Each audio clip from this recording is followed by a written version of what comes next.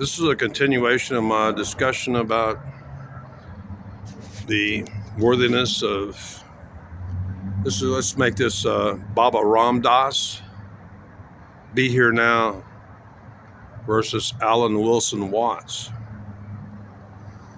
When I looked, I see that the book that I read was the famous Be Here Now, but pretty much the title, that's already been said like several hundred billion times. Essentially, the gist of all that rambling in that book, that's why I don't remember it. I'd already heard it before 1970.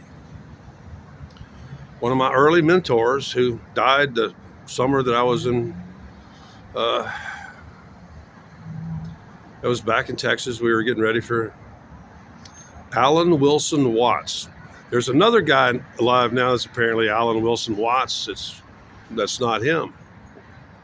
And you need to make that distinction. The real Alan Wilson Watts, which many of us consider the greatest American philosopher, I just checked on the copyright. One of the required readings for my students is a book called The Wisdom of Insecurity, which is actually copyrighted 19 years, more than that, it's 20, 70, 60, 50, 29 years before Baba Ram Dass's Be Here Now, 1951. So, it's like comparing apples to oranges. And actually, it's more like comparing an orange to a horse apple. The difference between Dr. Richard Alpert and Alan Wilson Watts, taught at Berkeley, lectured at Esalen Institute, all sorts of places, wrote some great books, and that's what he was trying to let you know, is you can be here now and all that kind of stuff, and kind of keep your mindfulness and all that stuff. But the reality is that we live in a world of insecurity. There is no fortification that cannot be breached. That all that we do, he essentially takes it 29 years before Ram Dass ever came to his Be Here Now. You can be here now, but you also need to realize that there's no security in being here now, and that there's really not much you can do about it. You need to just learn to embrace it. That was his basic message. Please, I've listened to Dr. Watts' lectures, and he didn't really kind of like himself until he had 2 12-ounce tumblers of 100 proof vodka and smoked a joint. I'm sorry, the hypochondriacs are coming in and out. The hypochondriacs are coming, they're dumping them out.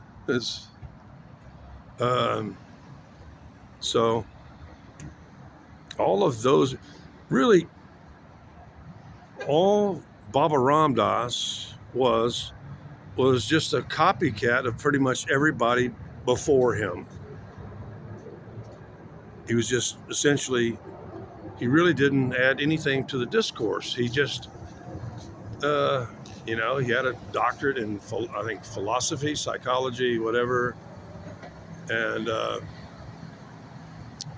so when you take and weigh them on a scale, who has greater value, Richard Alpert or Alan Wilson Watts? And in my book, it's clearly Alan Wilson Watts. He was probably one of the greatest American philosophers. Somebody, I guess, you forgot something, or? I don't have my key. You don't have your key? No, it's going to turn off. Anyway, that's my well-considered conclusions, and you may know my position on. She's in pain. No, dear, I know pain well up close. That's one of the few legitimate cases, and most of her hypochondriacs going here. I can tell by the way she's walking it. She's in pain.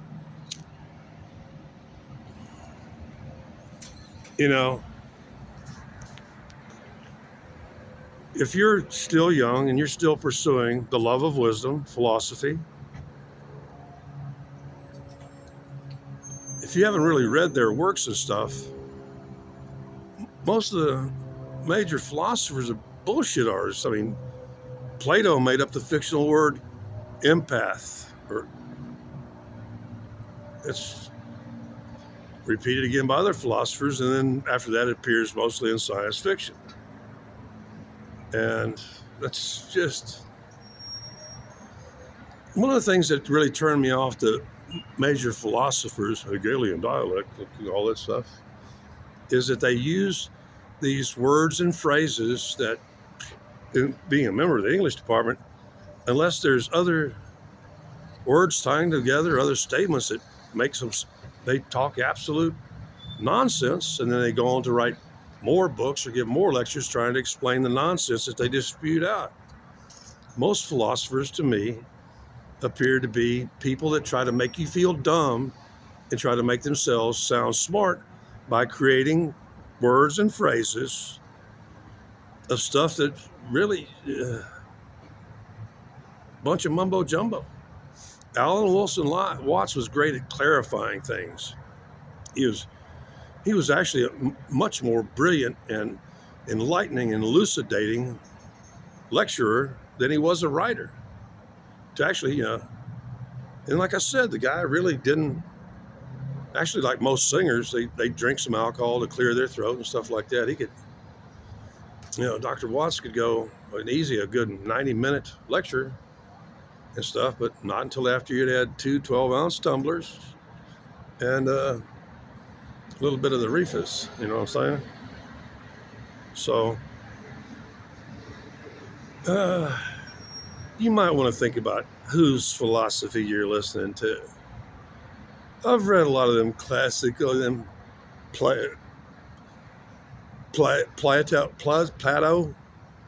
and Socrates and all them guys, and every one of them's got like a little problem with their thinking in there, especially when they start getting kind of bombastic and start talking about something that really can't possibly exist until we move over into the magical range of things. So that's it for now. There's a shit ton of y'all coming in late.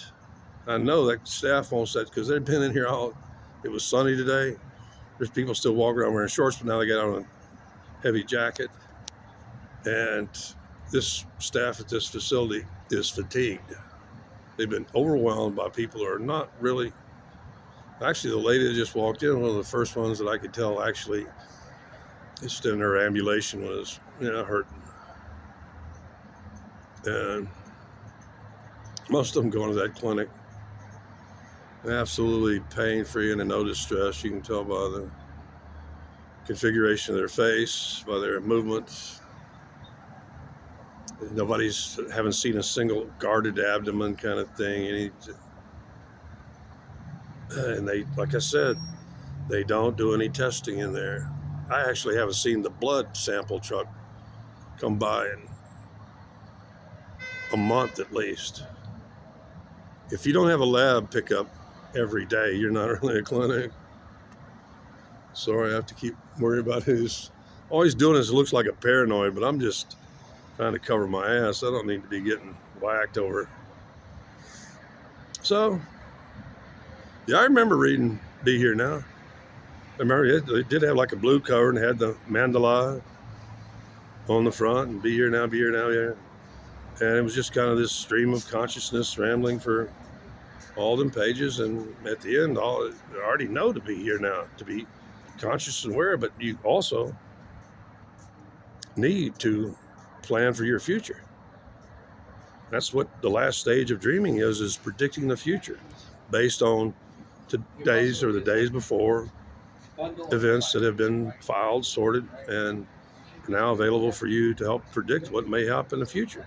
The greatest thinkers, they say that their discoveries came to them in their dreams. Mine was rather conscious and ponderous at it. I guess I'm just no Einstein, but please bear in mind, Einstein actually learned his style. I'm going to get this done fairly. may have told this before. I'm getting some deja vu here. Einstein learned his kind of abbreviated, more elegant, concise form of mathematics because mathematicians are doing it again. They make that.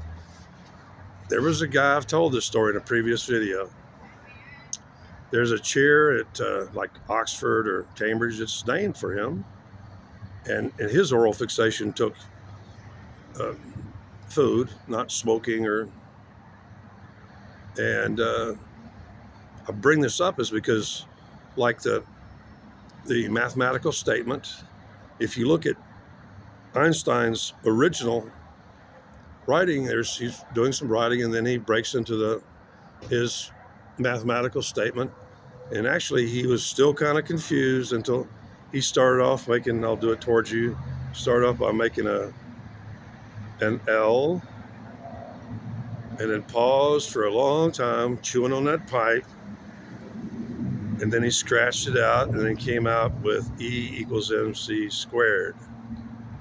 That's the brief form of math that he went to a symposium and learned it from an Englishman. So, even Einstein made a mistake. It's still there.